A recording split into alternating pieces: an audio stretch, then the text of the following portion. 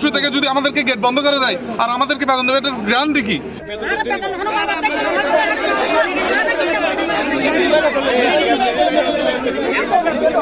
দেশের আলোচিত শিল্প প্রতিষ্ঠান এসালামর সৌ কারখানা বন্ধ ঘোষণা করা হয়। ডিসেম্বরের 24 তারিখ মঙ্গলবার দুপুরে কারখানা নাজি নোটিশ বোর্ডত অনিবার্য কারণ দেখায় এসব কারখানা পরবর্তী নির্দেশ নতুন পর্যন্ত বন্ধ ঘোষণা করছে কর্তৃপক্ষ। এসব কারখানা নাজি 5,000-এর বেশি শ্রমিক আছে বলে জানা গেছে। তা আপনি চিন্তা করতেছেন আপনারা আমরা এই পরিস্থিতিতে, এই মাঙ্গার জামানাতে আমরা কিভাবে চলতেছি? বেতন তো দিচ্ছে না প্রত্যেক বছরে শেয়ার বাজারের লাভ্যাংশের মধ্যে আমাদের কাছ থেকে নিচ্ছে, কিন্তু ওই ধরনের শেয়ার বাজার থেকে কোনো লাভ্যাংশ আমরা পাচ্ছি না। তো এটা পাচ্ছি না, আর পাশাপাশি এখন আমাদেরকে বলতেছে তোমাদেরকে সাধারণ ছুটি। তো আমরা সাধারণ ছুটি কিভাবে গ্রহণ করবো? ঠিক আজকে আর কালকে যদি আমরা বের হয়ে যাই, পরশু থেকে যদি আমাদেরকে গেট বন্ধ করে দেয় আর আমাদেরকে বেতন দেবে, এটার গ্যারান্টি কি? কোনো গ্যারান্টি তো দিচ্ছে না।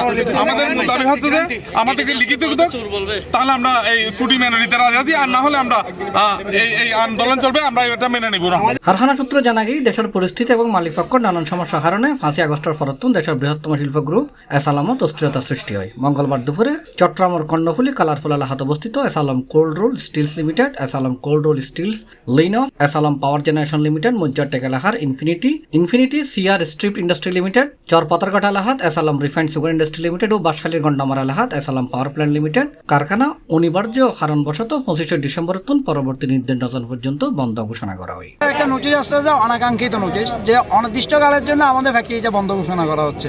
কি কারণে? সমস্যাগত কোনো কারণে অন্তর্বর্তী সরকার। এ হলো কথা। আমাদের বর্তমান পরিস্থিতির মধ্যে আমরা যারা এমপ্লয়িরা আছি প্রত্যেকে খুবই বিভিন্ন রকম সমস্যার মধ্যে আছি। কোনো কিছু না বলে যদি আমাদের এভাবে বলে যে কাল থেকে অফিস বন্ধ, তাহলে আমাদের সাধারণ ছুটি কি কারণে? ইন্দি নোটিশ শোনার পর কারখানাত 5,000-এর বেশি শ্রমিক বিক্ষোভী ফাড়াই ফাড়ে। শ্রমিক হলে কারখানা বন্ধর প্রতিবাদ জানায়।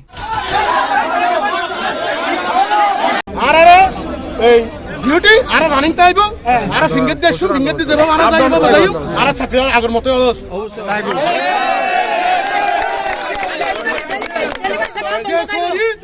আরে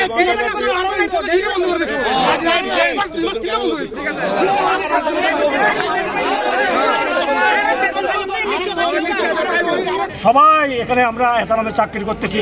আমরা সুখে দুঃখে এত বছর আমরা এসালামের সাথে ছিলাম। সুখে দুঃখে আমাদেরকে এসালামের সব কিছু আমাদেরকে ম্যানেজ করে নিচ্ছে, কিন্তু ম্যানেজ করার পরও আমাদের 4 বছর আমাদের কোনো ইনক্রিমেন্ট হচ্ছে না। কী কারণে হচ্ছে না এটা আমরা জানি না।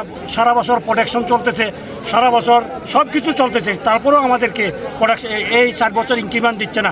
কিন্তু হঠাৎ করে আজকে এসে আমাদের বলতেছে অনির্দিষ্টকালের জন্য এটা বন্ধ ঘোষণা করা হচ্ছে। কিসের জন্য বন্ধ ঘোষণা করা হচ্ছে তা আমাদেরকে উল্লেখ করে বলে নাই।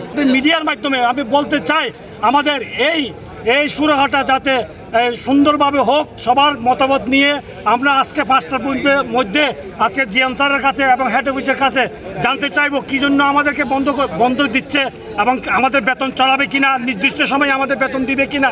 সেই জন্য আমি আপনাদের মাধ্যমে এটা আমি বলতে চাই, যাতে আমাদের সুন্দরভাবে সুষ্ঠুভাবে এই যা শুরু হোক।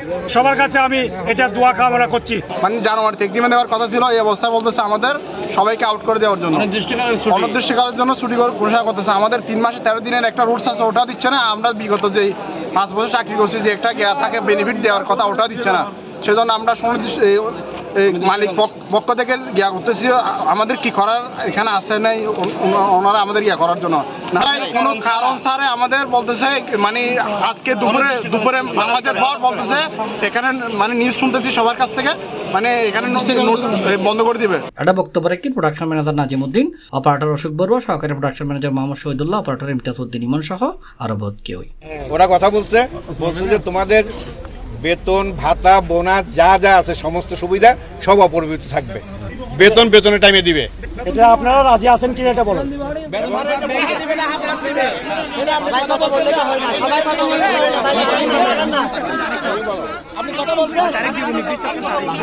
C+ TV, Chittagong.